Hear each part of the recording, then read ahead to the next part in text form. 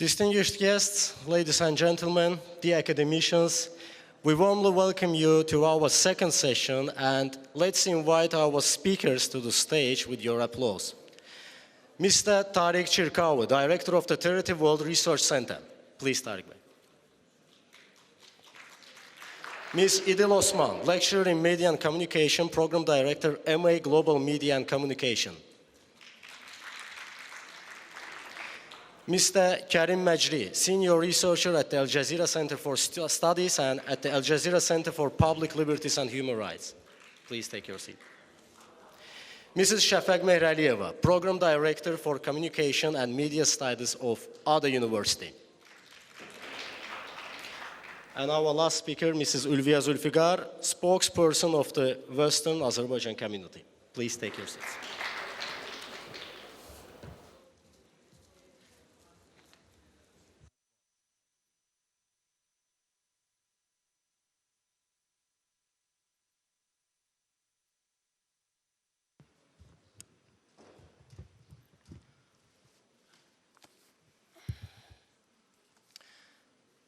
Actually, before giving brief information about our main topic, I would like to recite a verse from the Holy Book of Islam, of Quran Karim. Ya eyyuhan nas, inna khalaqnakum min dhakarin wa untha, wa ja'alnakum shu'uba wa gabaila lita'arafu. It means, human beings, we created you all from a male and a female and made you into nations and tribes, so that you may know one another. And more than 1,400 years have passed since Islam addressed this expression to mankind. And we must note with deep regret that, especially in the last 2 decades, we are witnessing more forms of expression of identification Islam with terrorism and other negative tendencies. And with deep regret, is the use of media tools as the driving force behind this process. And before starting the discussion on Islamophobia and calls to the hate in the media, I would like to give an example from my own experience. Back in 2017, while working on a documentary called A Call for Humanity, during 1 year, actually, we interviewed influential religious, political leaders of more than 20 countries, starting from India in the West and ending up with the Atlantic coastal countries in the West.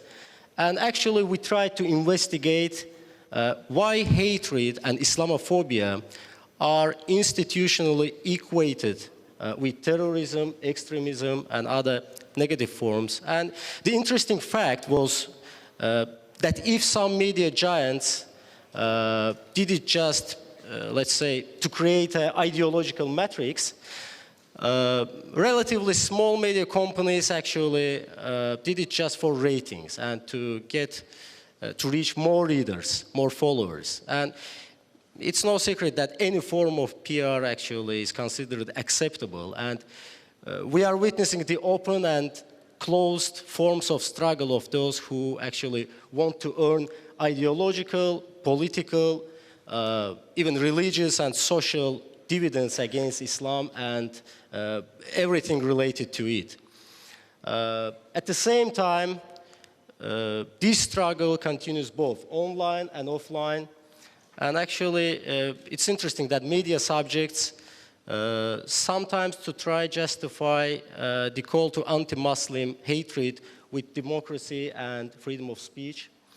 But the reality is obvious, actually. And we live in a time of social media ubiquity, and scholars in the field have also found a correlation between social media posts and other online speech leading to acts of violence and hate.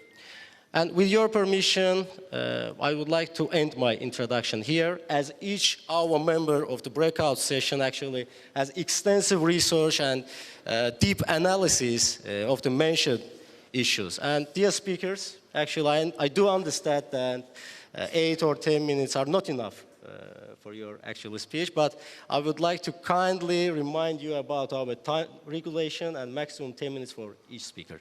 And I would like to give the first floor to Mr. Chirkawi. He will share with us his point of view about the media and Islamophobia industry. The floor is yours, Mr. Chirkawi. Assalamu alaikum. I would like first to thank the organizing committee for this very impressive conference. And today I want to talk about the media, as the theme is obvious from this session. As we know, there have been a lot of studies in the past 30 to 40 years, since actually Edward Said started writing about the subject with his seminal book, Covering Islam, which was first published in 1981.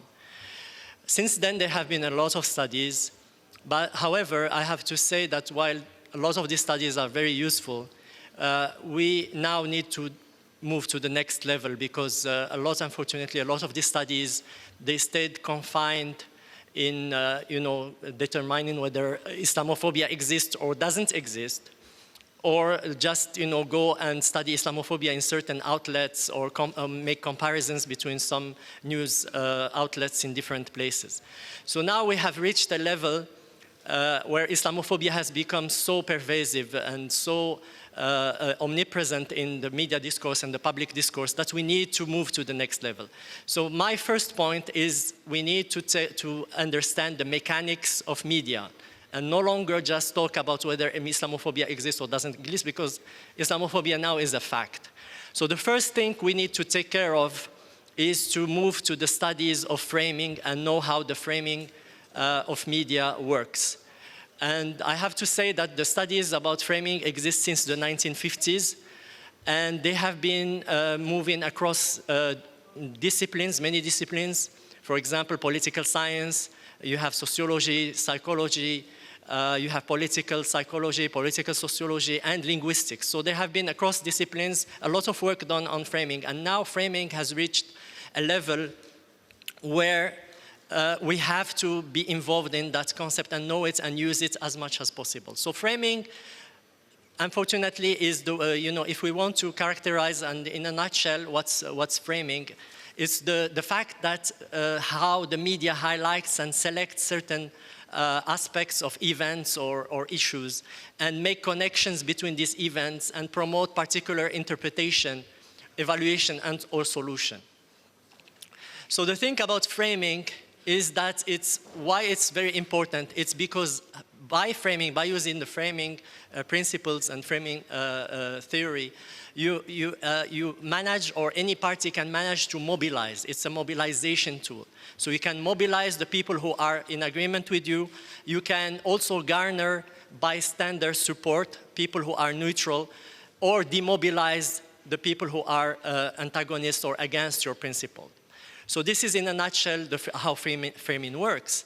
But in our case, and we are here in a conference about Islamophobia, so there have been what we call meta frames, or the master frames. These master frames exist, and they are built on deep-seated beliefs, views, sometimes myth.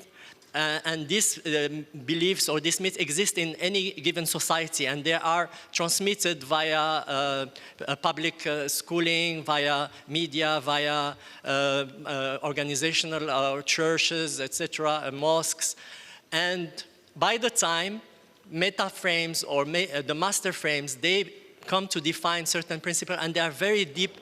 They are buried very deeply in the mindset of peoples, and there's also something we call common consciousness, which is a master frame for all people they are in agreement with. Now, in the case of Islamophobia, there are two master frames that are in play. The first one is the Orientalist master frame, and we know we have heard so many of our colleagues and speakers talking about Orientalism. It is a very important master frame, and it resonates, and it's deeply buried under the psyche of so many societies, and it's very difficult to handle this master frame unless you know how framing works, and unless you have a very good understanding of how the mechanics of media works. So the first one is the Orientalist frame. I won't delve too much into it because you already heard about it and you know about it. The second is the terrorist master frame. Unfortunately, terrorism, we have now the image of the Orientalist frame, which characterizes Muslims as being backward and civilized, with no values, basically. And then you have the terrorist master frame, which constructs any kind of struggle, any form of legitimate, even legitimate struggle. We are here, for example, in Azerbaijan, and there have been a very legitimate struggle for retrieving territories that have been occupied illegitimately by Armenian hordes. And what do we have? We have again this accusation of terrorism, accusation of barbarism, accusation of Orientalism, which go through these master frames, both Orientalist and terrorist. The problem with the master frames is that they are not necessarily built or constructed upon like deep thinking or deep theories or facts or figures. Framing doesn't unfortunately care about those. What framing cares about is about presenting very simplistic and sometimes very shallow terms and very shallow concepts, but they manage to package them in a way that resonates with certain beliefs and certain prejudice or certain stereotypes or cliches about certain populations or certain religions. So my recommendation is that we need to take care of this aspect. I mean, we have to move to the next aspect about how we can handle framing. And therefore, I advise community leaders, I advise personalities, opinion leaders, decision makers to really understand this aspect. And also communities, Muslim communities around the world, they need to take care and study and delve into this very, very important aspect. So the second point that I want to make is that Islamophobia, first there is this layer of framing, but then framing also needs several other components, and one of the components is what we called in the media jargon sourcing. So every media needs sources. And these sources, they come and they give their views, like for example, what are the sources? They can be experts, they can be personalities, they come into the media and then they provide their views, their arguments, their analysis in television sets, in sometimes quotation in printed media, etc., etc. So we have seen after 9/11 that there have been a surge of this fusion between the Orientalist discourse and the terrorist discourse, and both were in synergy to be applied in Muslim cases. And we have seen also the surge of what we call an alarmist literature, and we have seen the role of think tanks and think tankers in the West taking the views very medieval-like views, very racist, very bigoted views, and transmitting them to the media by being sources of those media. Well, just to give a few examples, we have seen, for example, people who were Orientalists and had these racist views before, but now they start wearing the hat of counterterrorism and starting giving their views packaged for like this counterterrorism discourse. So, for example, in post 9/11, we have seen in the airports, in public spaces, a lot of these books about Islam, about, very alarmist with very, very sensationalist headlines to attract. And who will buy these books is the common people, travelers, people who don't have necessarily any background, but they infuse this background and they give this background that is, of course, distorted and very bigoted. So the fusion between the counterterrorism discourse and Orientalism has produced a very acerbic, very vitriolic discourse in the media. And these people, they started being called and being the sources, and most of these people now are working with think tanks in different locations.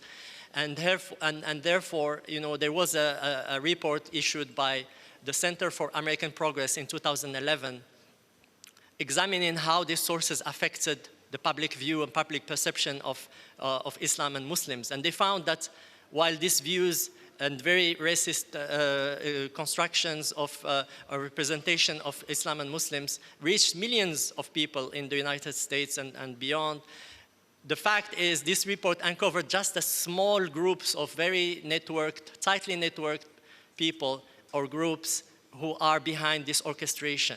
And most of them were affiliated with some very far-right think tanks, and they paved the way for these views to circulate and be widely available.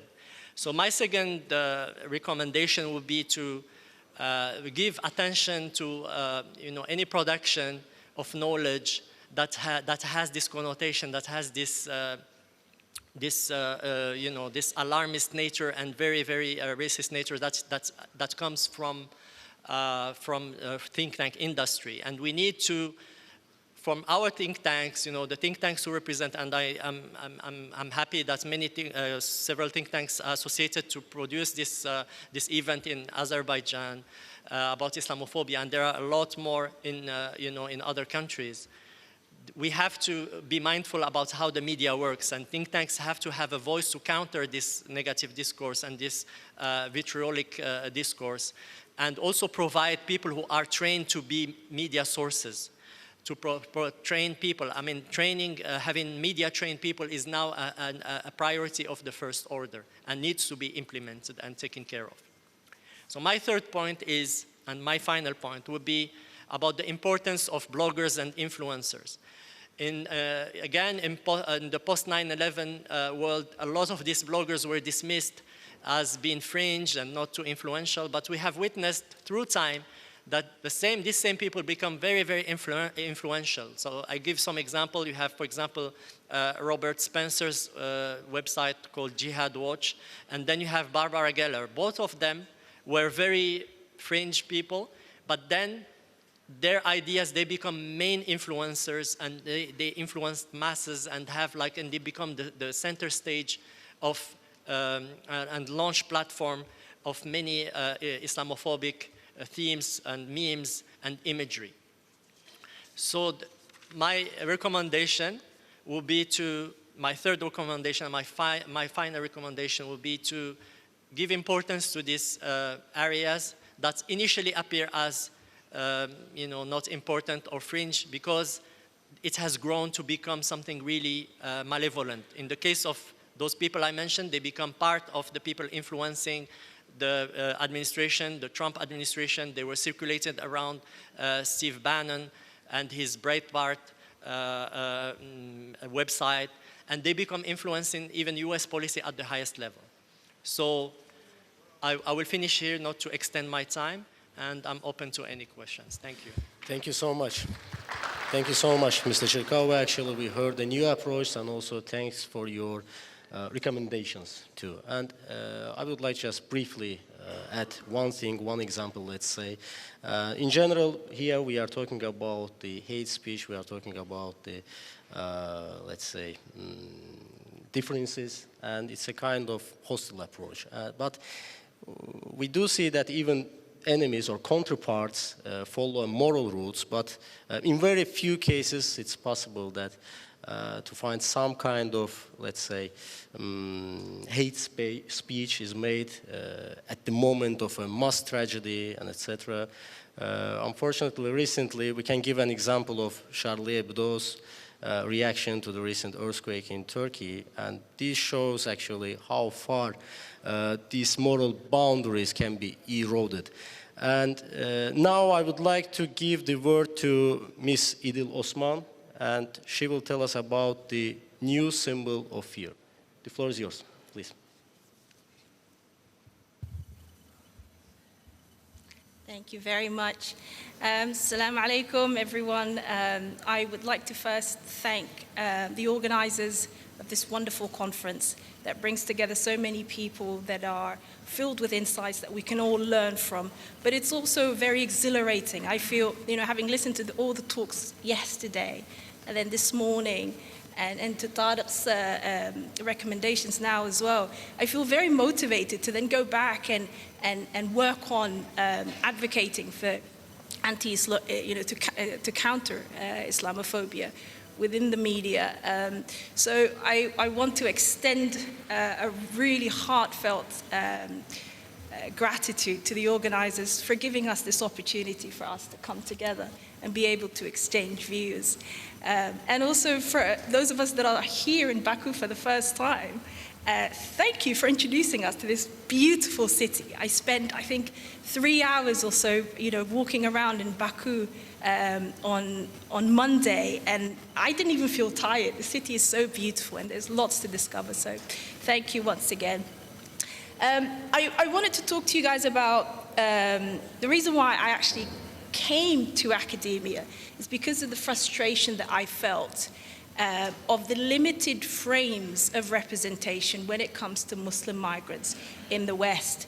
I've been an academic for about 11, 12 years now, but before that, I was a journalist, an international journalist, that mostly working for the BBC, The Guardian, and then later on based in DC, working for the Voice of America.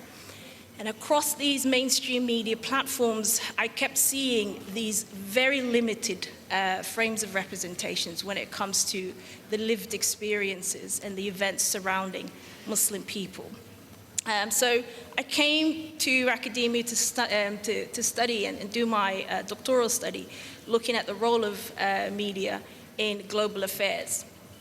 And one of the things that I found really interesting was, contrary to the belief that the media is the fourth estate, the watchdog over government, in fact, the media in many, many, many cases works in collusion with the government. It works in collusion with the government in order to preserve mutual interest. And so that means policies that the government turns out become the narratives of the media of the day. And these reasons, and these things happen for mutually beneficial reasons. One area of key concern here is the concentration of media ownership. If you look at the media landscape in the 1970s, 80s, for example, in the US, there was about 50 companies that owned the media outlets.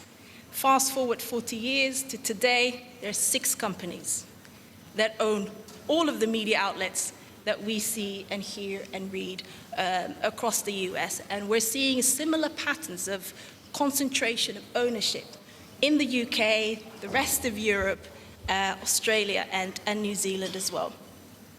So that means media moguls, people like Rupert Murdoch, work with government in order for the government of the day to pass favorable laws and policies for themselves. And in exchange, they give the government narratives prominence. So when you think of people like Rupert Murdoch, politicians who want to be the President of the United States, Premier of Canada, the PM of the UK, they would go to him. He doesn't go to them. And it is the candidate that he backs that ends up becoming the President of the US or the Prime Minister of the UK. So these media moguls are very powerful. And in addition to the fact that they have this conglomerate ownership over the media outlets that we have access to, the other thing that they achieve to do is to limit the plurality of voices and opinions that the audiences have access to. When there's just 6 people owning all of the hundreds and thousands of media outlets that we have access to, their editorial policies, their narratives are the ones that these medias, regardless of how many they are in numbers, those are the ones that have salience. And then on top of that, we also have a practical issue.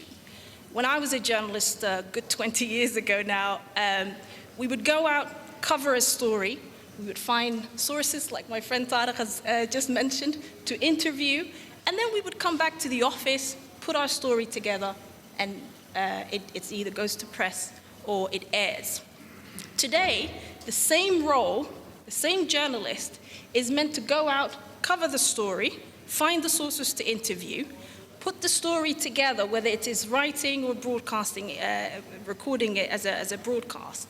Then they also have to tweet about it. They have to Facebook it. They have to put it on YouTube. They have to put it on the online websites of the media outlet that they work for, with the same restricted time that's available. So that means journalists today have a very practical challenge of not having enough time and them having to do more work with less resources and less time available to them. So what does that produce? A combination of these key issues, concentration of ownership, and the challenge of journalists not having the time or the resources to actually cover stories as broadly as possible from various angles, we end up with consistent frames across the board. So if a story is related to Islam or Muslims, we have these frames that Tariq has identified. If a story is related to black refugees, we have existing frames. If a story is related to xenophobia in South Africa, we have frames that exist. If a story is related to poverty in Africa, those frames are there. Do you see what I mean? So there's a pattern here. And there's a real issue with the fact that the concentration of ownership is playing into this. But then we also need to think about the practical issue of journalists really being restricted for time and for resources as well. So that then leads to the images and the words and the representations that we are very familiar with and that all of the sessions before have already covered. It's a reflection of the existing frames, but it's also a reflection of the prevailing political ideologies, as well as the close alignment between the media and the government. So Islam has become the go-to bogeyman that is used in an expedient way as a political tool whenever it is convenient. Up until 1990s, the USSR occupied that role, and communism, but now Islam is firmly taking up that role as the bogeyman that can be used for any political expediency that governments of the day want. So we've heard how Islam has become demonized, and this is nothing new. The conspiracy theory accounts of yesterday's sessions, the intersectionality panel in the earlier part of yesterday, all of them have accounted for how the demonization of Islam is nothing new. We've seen it over and over again across time and history, and Edward Said has already identified has documented how this has been happening since the Middle Ages. In fact, he says, I have not been able to discover any period in European or American history since the Middle Ages in which Islam was generally discussed or thought about outside of a framework created by prejudice or political interest. That being said, the watershed moment was September 11th.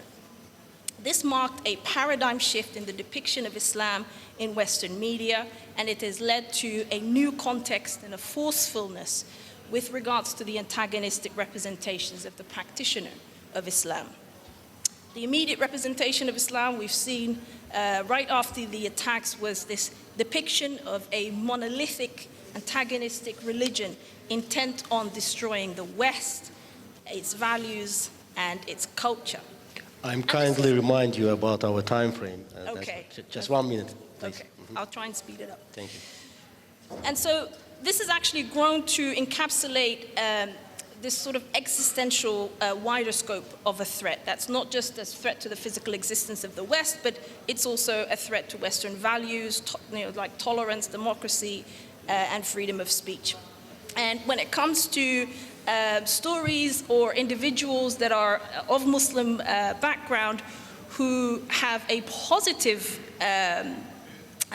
role that they are playing in mainstream society, their Muslim identity is often emptied out and disassociated from them. If you think of, for example, the mayor of London, Sadiq Khan, if we think about footballers like Mo Salah, athletes like Mo Farah, all of them become individualized and their Muslim identity is almost non-existent. And then when you counter it, because terrorism in today's age in the West is actually domestic terrorism. It's done far more by white nationalists than Muslims. But when it comes to the white nationalists, when they commit an attack, often it is individualized. Stories look for mental health issues. Did he have a mental illness? They'll try and humanize them and speak to their family members and so on. A privilege which is not accorded to the Muslim attackers in case of these kinds of events. So in sum, the representation of Islam has become synonymous with hostility, terrorism, and one that clashes with Western ideals. There's a whole group homogenization sort of approach, and it creates an us versus them dynamic, an in-group versus out-group polarization. And so the mediated polarization serves as a political and social tool to enhance the group self-esteem of the in-group. So it's become socially accepted to reject, segregate, and marginalize Muslim communities, and we've heard many accounts reflecting that. So I want to leave you with a few thoughts on how we can combat Islamophobic representations in the media. First point I want to make, and I've got just 4 quick ones, is that we need to establish more relations and collaborations with non-Muslim communities. So we need to have a far more wider collaboration between the Muslim communities and non-Muslim communities, and particularly civil society organizations, because we need to broaden our ability to develop a collective voice that can push back against Islamophobia permeating our societies. Second point I would like to mention, and this is directly going into the practical challenge that journalists face, is to have more Muslims working within Western medias, as journalists, as editors, as producers, because they will be able to sit at the decision-making table and commission these stories, because they would have a network that can provide a plurality of voices that can represent the Muslim everyday person. And then that will breed relatability and familiarity that can dispel the fear of the unknown. The fear of the unknown is what the Islamophobic industry builds on and feeds on, really. The last 2 points I want to make is for us to make much more usage of social media platforms. We've seen how significant they are, and in fact, many mainstream media outlets take sources and stories and leads from social media. And so we need to make more use of that because we have that access.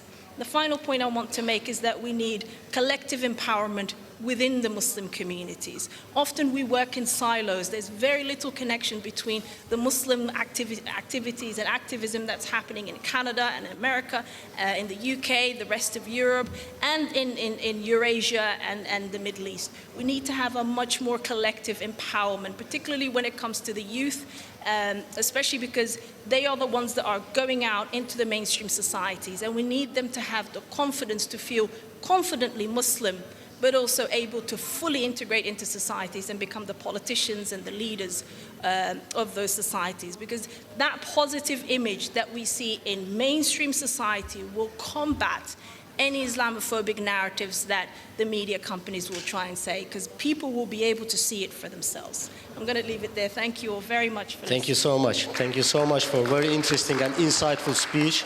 And I would like to remind about our time frame to next speakers, actually. And our next speaker is Mr. Karim Majri. He will speak about combating and countering Islamophobic hate speech in the media. Please, the floor is yours. Thank you. Thank you very much. Thank you. I would like to thank the organizers of this amazing conference for their, amazing work and for their warm hospitality too. Islamophobia, a new word for an old fear, is a branch of racism, including anti-Semitism, which is so deeply ingrained in society, and it can be present in any type of communication exchange. And as you mentioned just before me, many Muslims report that they feel not respected by the media in the West. And according maybe to a Gallup report, 52% of Americans and 48% of Canadians say the West doesn't respect Muslim societies. And smaller percentage also of Italian, French, German, and British respondents seem to agree to this, to the Gallup foundment. There is no law that can be passed to limit the disrespect Muslim faith. But fostering better understanding and re-evaluating bias can lead to gradual and positive change.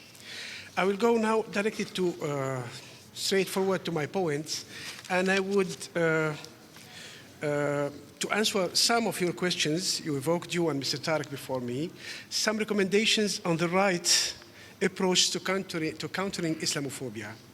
And I think that misinformation as a tool for the spread of Islamophobia in the West should be countered by, how to say,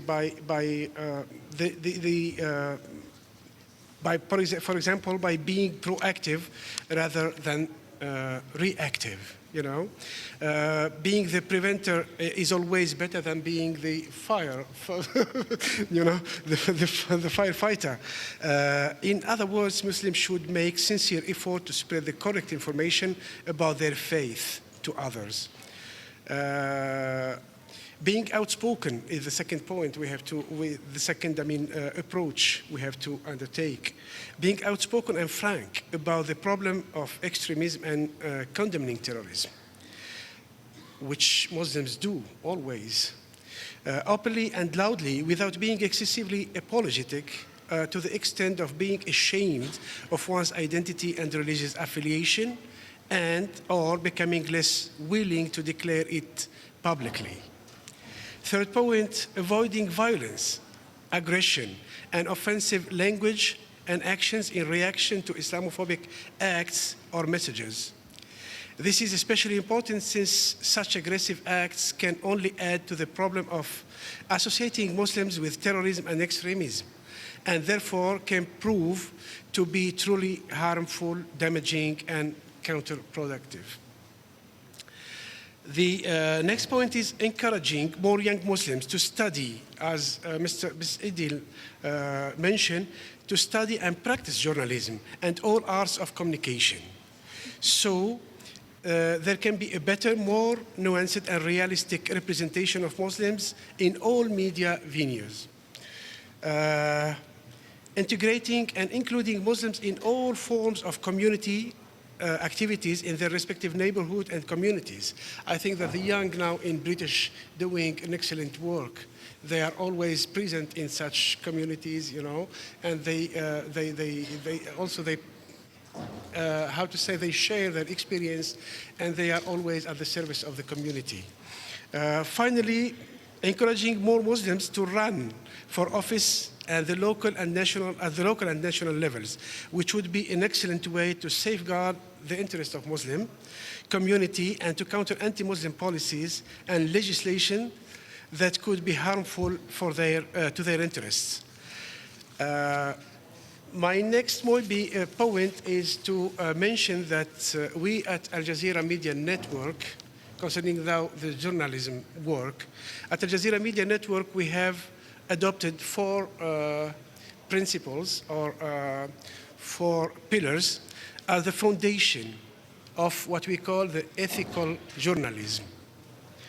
And the first principle is seeking the truth and reporting it.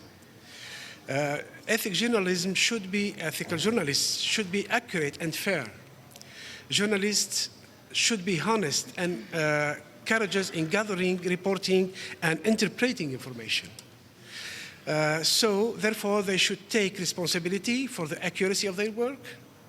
As you said, rushing or heavy, seeking to be the first and to be as fast as you can, it's not a good journalism. It can't produce a good journalism.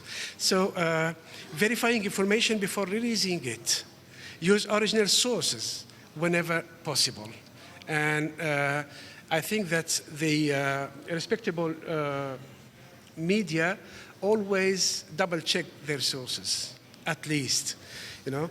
The second point is remember that neither speed nor format excuses inaccuracy. Provide context that special care not be mispresented or oversimplified in promoting, previewing, or summarizing a story. Gather updates and correct information throughout the life of news story. Be cautious when making promises, but keep the promises you make. Identify sources clearly. The public is entitled as much information as possible to judge the reliability and motivations of sources.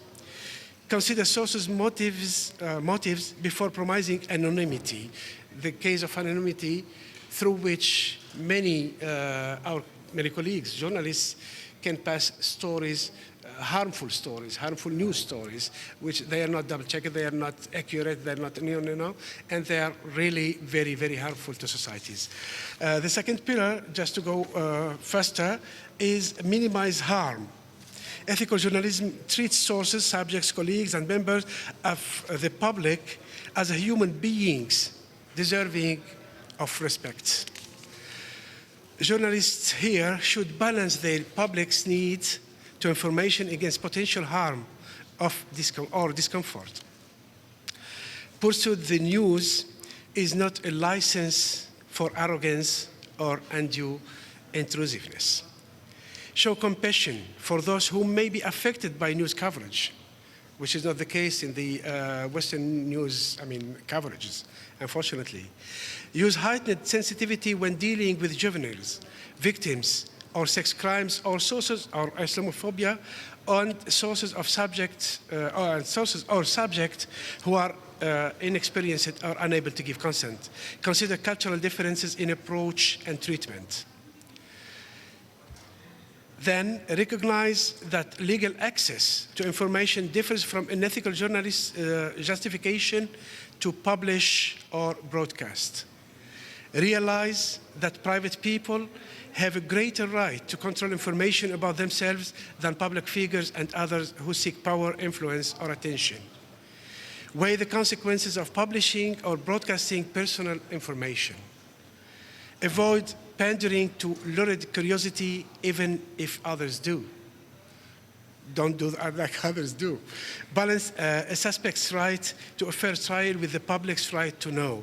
Consider the implication of identifying criminal suspects before they face legal charges.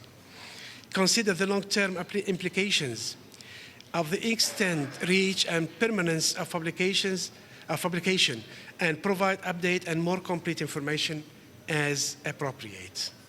The third pillar or third principle is act independently, which is not the case most of the time, especially for the young journalists. They are not independent at all. They are always affiliated to one of the media outlets.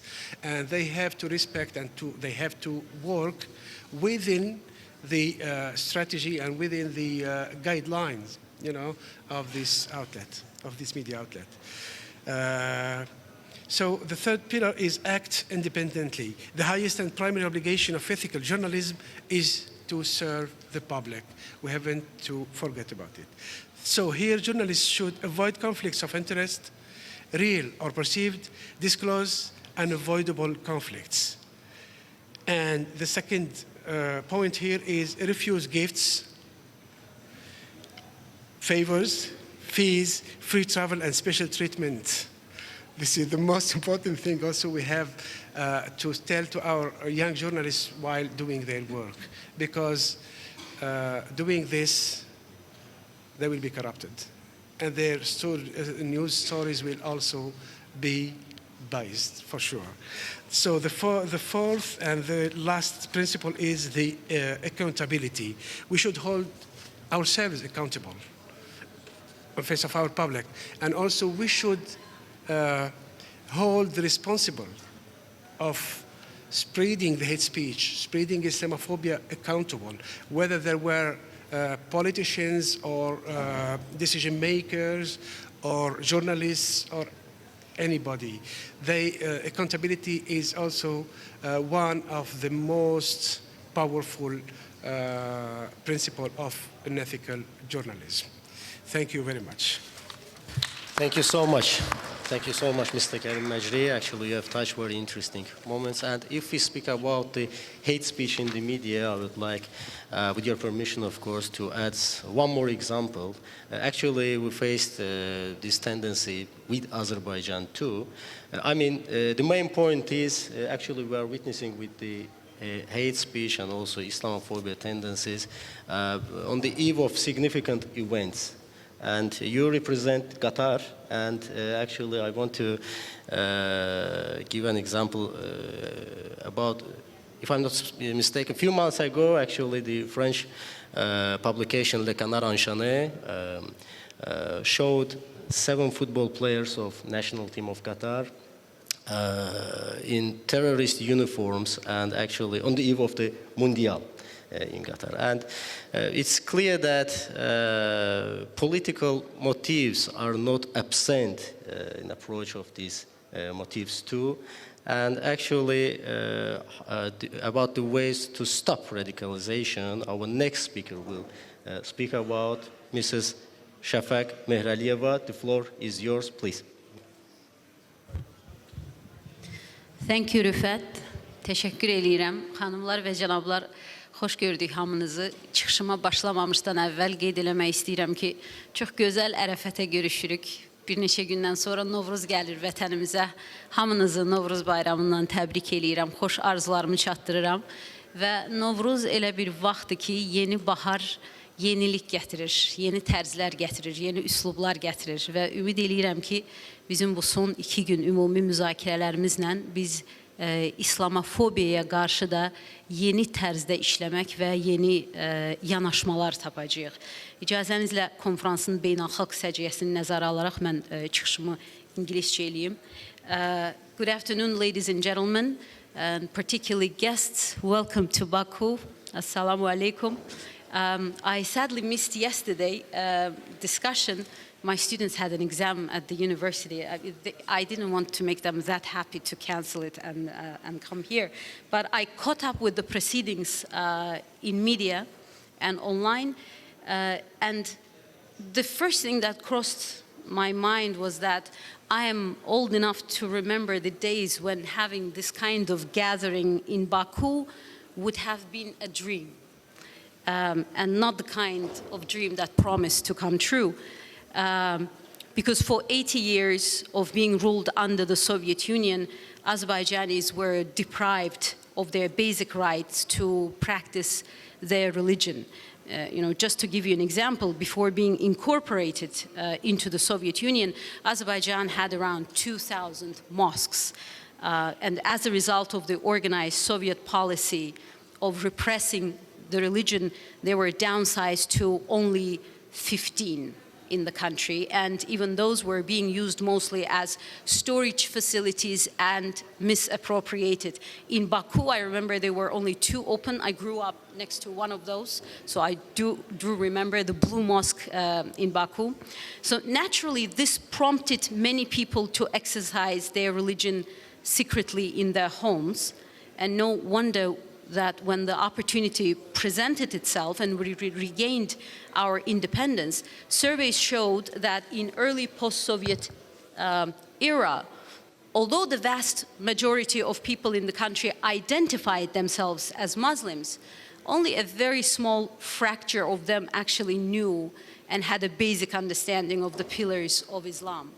So in this past 32 years, we had a lot of catching up to do to bring ourselves to the day when we were actually able to host an international conference on Islamophobia in Baku.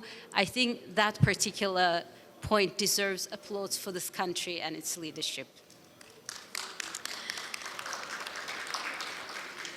The way this nation has rediscovered its face was equally fast to its economic development.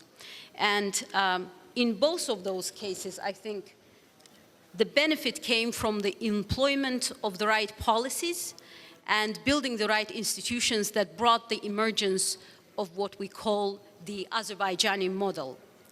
The national identity is secular. We proudly claim that a state is separate from the religion. However, religious citizens are never apart from the state. All represented religions in the country, and keep in mind that non-Muslims are in overwhelming minority here. I see some of their representatives and I salute them here in this hall. But all represented religions, they have a space in the public debate and proper representation. Religious institutions have adopted strict policies to prevent radicalization. There is a state committee on work with religious entities that is responsible for implementing those policies and facilitating in general the dialogue between religious communities and the state. And my personal favorite, it's Azerbaijan Institute of Theology that was created with the degree of President Ilham Aliyev a few years ago, that educates young clerics and teachers for public schools with the purpose to promote Islamic values within the local context, considering local cultural traditions, thus curbing the outside extremist religious groups and their influence. So in short, for the past 3 decades since Azerbaijan regained its independence, it has strived to take ownership for its freedom to exercise religion. So today in this panel, talking about Islamophobia and media, I would like to call for a similar action, to take bigger ownership for representation of Islam in Western media, and including our own domestic media, because we have a mission of educating our own youth in their culture as well.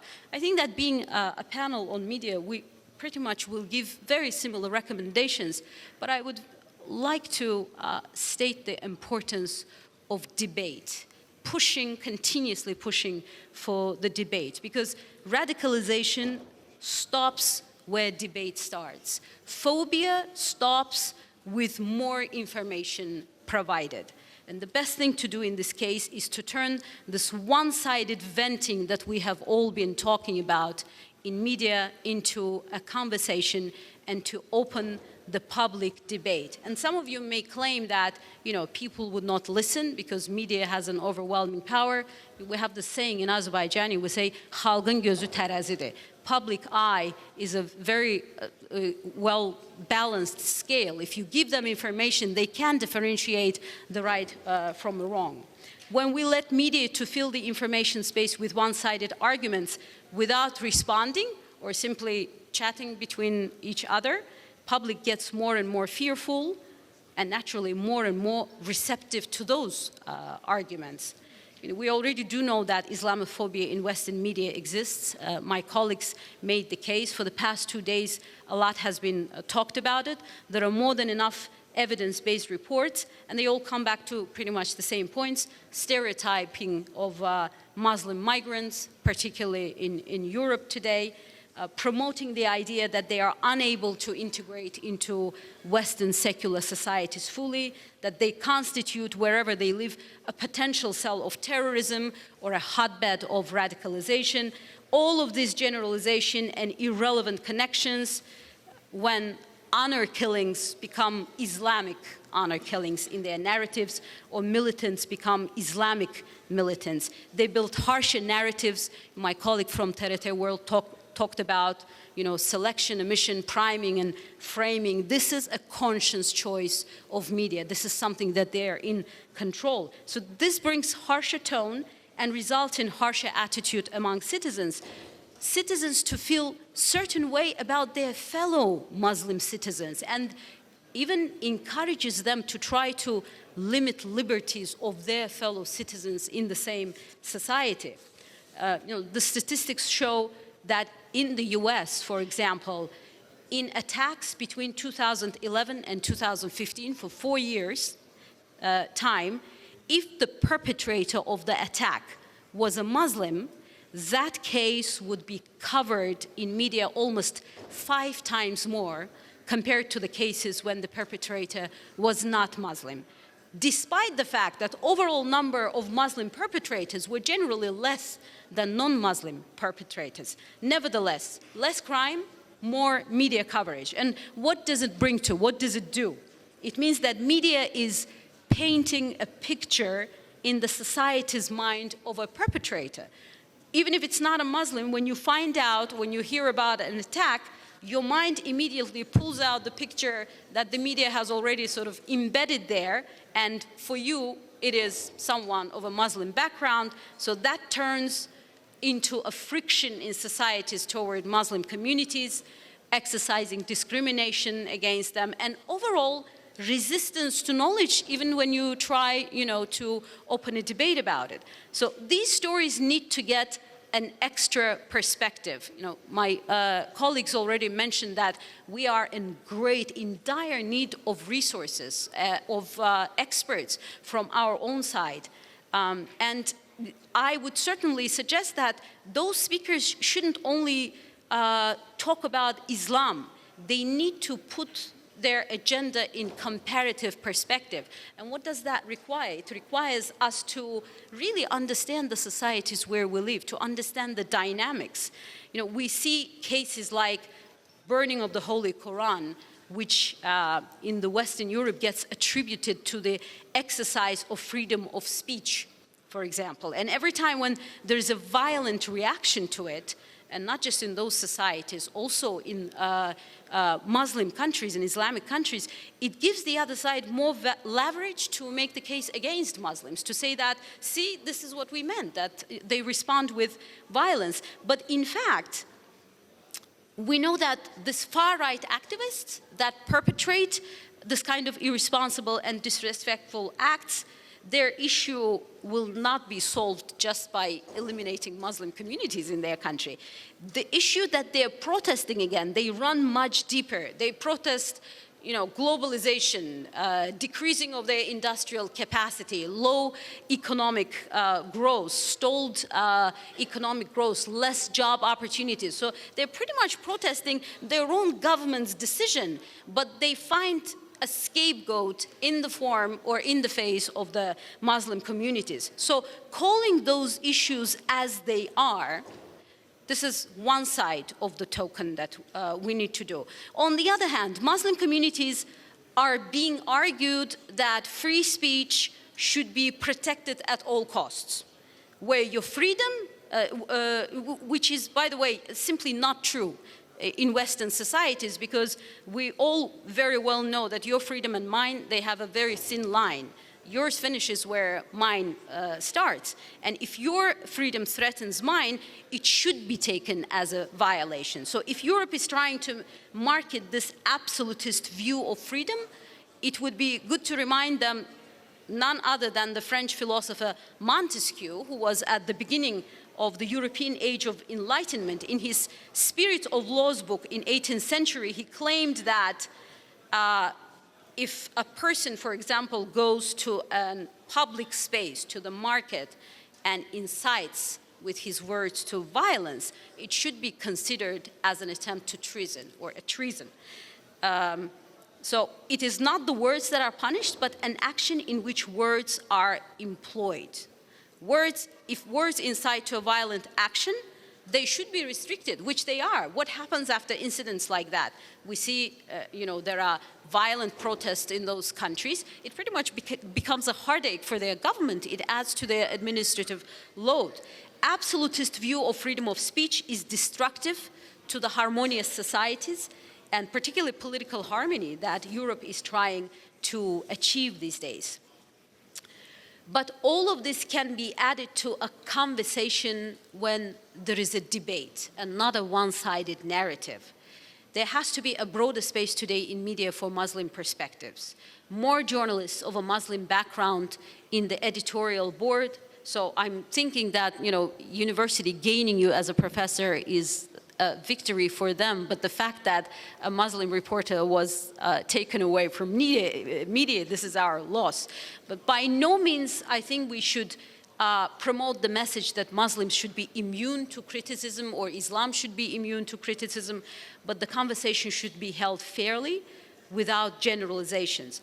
If journalists and media are failing to do this, And, you know, as a media teacher, I fully understand Islamophobia has all of the ingredients that news is looking for these days. There is drama, there is good guys and bad guys. You know, their messages are very short and clear. You don't really have to dwell deep. You don't really have to look for objectivity, do the research. Less homework and sort of more sensational story, right? However, we need to continuously remind that public expects media to inform them as completely as possible about the events without exaggeration, without generalization, or resorting to sensationalism. What can we do to expedite the process? You know, particularly in this digital media age, maybe increase the number of not just fact-check pages, but Islamic fact-check pages. That would be a great reference point for Western media to educate themselves. Cultivate more experts that would speak on contemporary agenda. From the first panel, you know, when I listened to Dr. Seymour Nasir, he was talking about Napoleon and how he, you know, used to kill 5 scholars per day. And I was thinking, my God, who does it remind me of, particularly in this part of the world, when you try to eliminate the elite of the country to repress so the culture would completely be gone away? Stalin, right? So if in one case we glorify the same crime, in another case we villainize it, this is a selective approach. This is a double standard.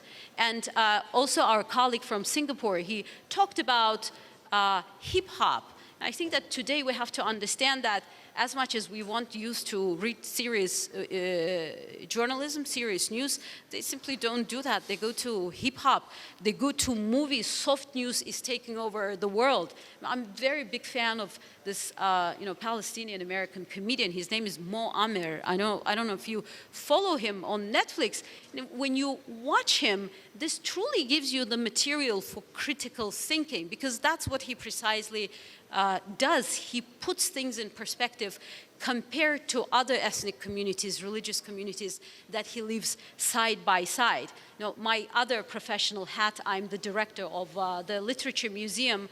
It's a home museum of a renowned Azerbaijani writer, Mir Jalal. He used to be known for being a king of short stories, and he used to say, you need to present your hardest argument with a joke, because it would be easier to take, right? So comedy, movies, sitcoms is another avenue that we can explore. And pretty much doing our own PR better, because once we have social media around, the platforms are, skyrocketing. You can find so many platforms to get your message across as long as you're willing to do that. So unless we take ownership for the international representation of our faith, just like we're doing it today at this conference, I think we will continue playing defense in this matters. And I completely agree with my colleague here that this is what the other side is trying to do, to put us in the defensive perspective. If you go on offense in a good sense of the way, if you're proactive in educating the world about your own religion, I think that it will make a very, very serious and considerable difference. Thank you very much for your attention. Thank you so much, Shafak Hanım. Actually, as usual, we listened to a very interesting speech full of new ideas and new approach. Thank you. And if we approach our main topic from the context of regional security, actually the population of Azerbaijan has been subjected to mass deportation and genocides in various forms for nearly 2 centuries. And a part of the people was displaced from their ancestral places, ancestral land. And West Azerbaijanis are among them. The interpretation of the issue from this context will be given by our last speaker, Mrs. Ulviye Zulfigar. The floor is yours. Please, Ulviye Hanım.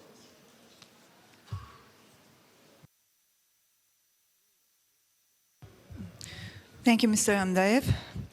Dear guests, dear participants, dear media representatives, I am representing Western Azerbaijanis who were forcibly deported from their homeland 4 times last century for territorial claims, for ethnic reasons, for being Azerbaijanis, and for being Muslim.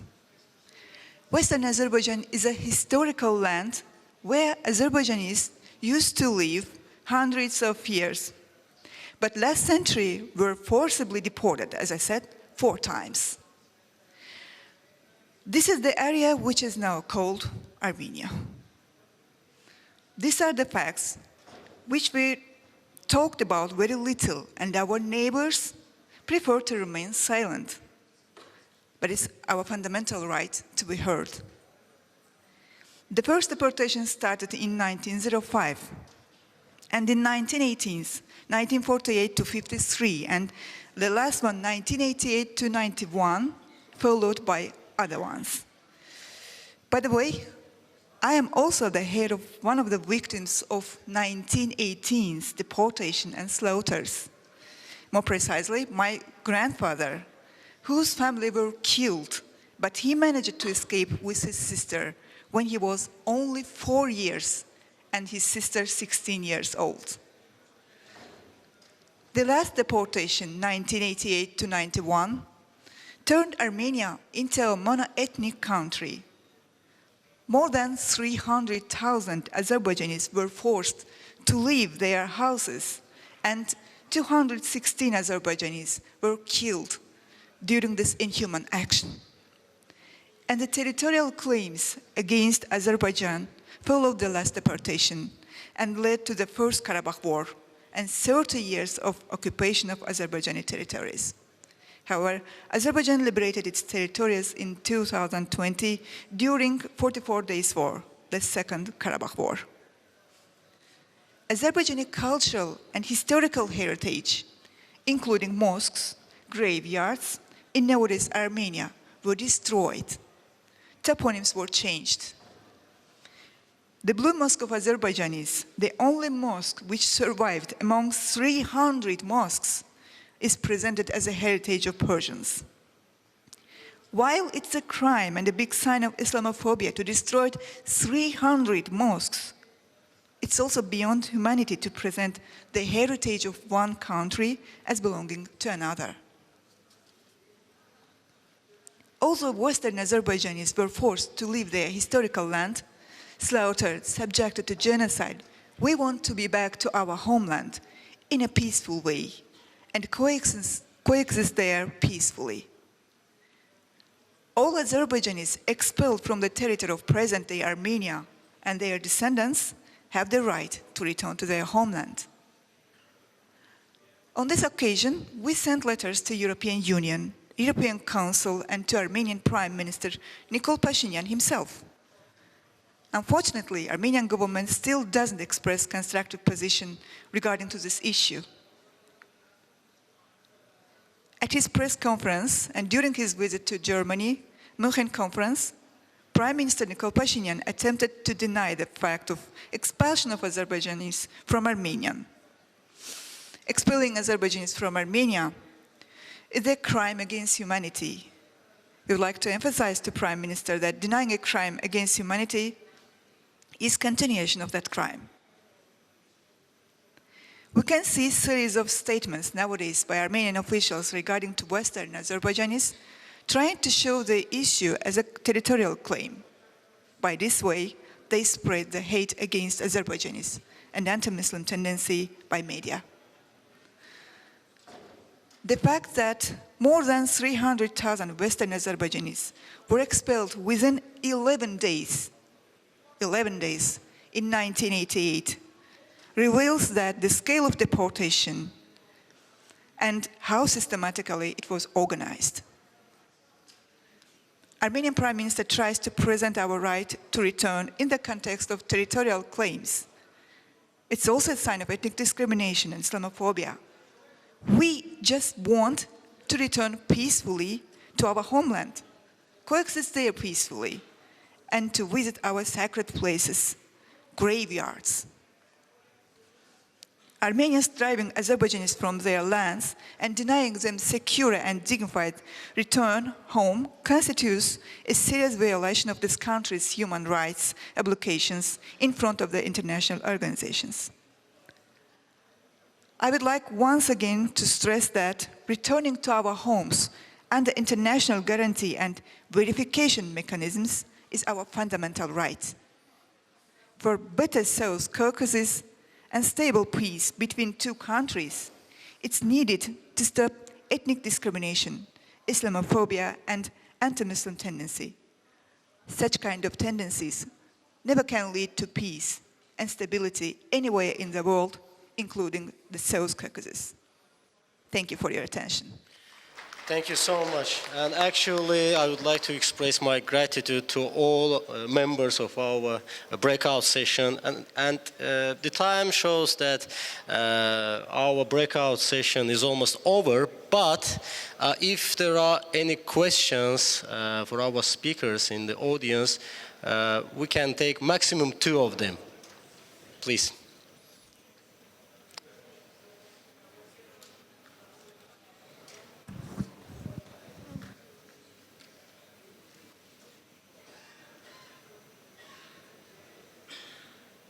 Thank you very much for this panel and for the talks there. I have 2 questions, one for Dr. Adil and one for Dr. Shafak. And both of you, towards the end, you said one of the things we need to do is take control over the narrative, use media platforms and social media platforms in particular. Dr. Adil, you were talking about how you've seen the kind of monopolization of the control of media organizations. And I just wondered whether how that would fit into the idea of a proliferating social media, which is still being controlled more and more by a small number of organizations. So perhaps it would just be good to see how you two would square the circle on both of these recommendations. Your question addressed to Ms. All right. I think, yes. I can start because my answer would be very, very short. Mm-hmm. In terms of practical approach, push for your success stories. I think that would be the best thing to do, because what we see in media with selective visuals, with selective narratives, they are pushing their images, their idea of us. I think that being proactive means that you continuously keep working on your own content and you push back with your own success stories. You know, one of the things that we're proud in this country is that Azerbaijan built the first secular democracy in the Muslim world, and also was the first Muslim country who gave women rights to vote, suffrage, even before some of the European countries. I think that for the past 30 plus years, we talked about it so much that it finally got stuck. When I travel around the world and they hear Azerbaijan, one of the things that they come back to me and they say, oh, we know that you declared the first democracy in the Muslim world. So if you want to change the narrative, tell them what you want to tell them, then tell them again and finish by telling them. And the second part of our question is... Yeah, I want to thank Salman because he always asks thought-provoking, challenging questions. So thank you for keeping our intellectual muscles up and running. It's true because there is a big challenge here in the sense that when you only have a small amount of media owners that are controlling all of these media outlets, it's difficult to then chart that terrain or to find a pathway through. And unfortunately, we're seeing similar ownership patterns on digital media as well. You know, the Facebooks and so that pattern of ownership is happening on social media platforms as well. But here's my challenge to that, or my response to that. Power of the people has volumes. When we see people speaking out on a vast array and an expansive manner, that attracts attention. If you think of the Arab Spring, for example, traditionally when the media covers protests, they cover it from the perspective of the government. And especially when you're thinking of a foreign government that is allied with your own country. So in the case of Egypt, for example, Egypt is an allied country of the West. And so the traditional coverage should have been supportive and sympathetic to the Egyptian government's perspective and a sort of lack of coverage to the protesters on the streets of Tahrir Square. We saw the exact opposite of that. Why? Because the young people on the streets of Tahrir Square, on the streets of Tunis, were able to subvert the mainstream media and use VPN by having YouTube really going forward and out to the rest of the globe. And because that was happening in volumes and records of volumes of broadcasts, that was, going past the VPNs that the government of Egypt was restricting them onto, the world had to take notice. And so we saw a shift in the narrative that became supportive of the demonstrators because they couldn't not take notice.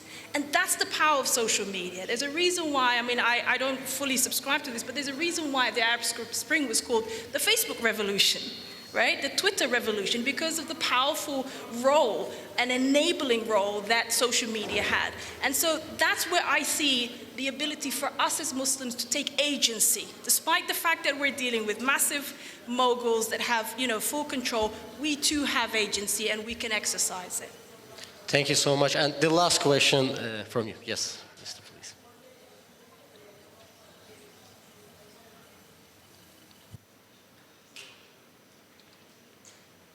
شكرا جزيلا لكل الباحثين.